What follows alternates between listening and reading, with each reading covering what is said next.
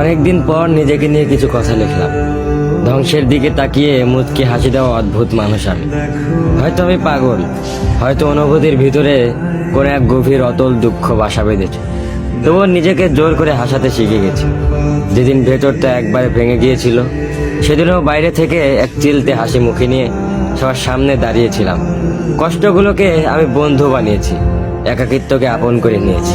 মানুষ ভাবে আমি হয়তো সুখী, শক্ত, নির্লিপ্ত, কিন্তু তারা জানে না প্রতি রাত আমার এক একটা লড়াই। নিজেকে নিজেই বুঝিয়ে রাখি তুই ভালো আছিস, অথচ আমি জানি আমি ভালো নেই। ভেঙে যাচ্ছি প্রতিদিন একটু একটু করে, আর এই ধ্বংস হওয়াটাকে যেন ভালোবেসে ফেলেছি। আমি সেই মানুষ যে হার মানার আগে হাসে, কারণ জানি কান্না দেখিয়ে লাভ নেই। পৃথিবী শুধু শক্তদের মনে রাখে, দুর্বলদের নয়।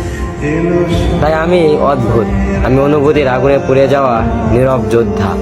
আমার জীবন কোনো সুখের গল্প নয়, এটা নিঃশব্দ বিপ্লব, যেখানে হাসির আড়ালে লুকানো থাকে হাজারো না বলা কথা, ভাঙা স্বপ্ন, হারিয়ে যাওয়া আমি।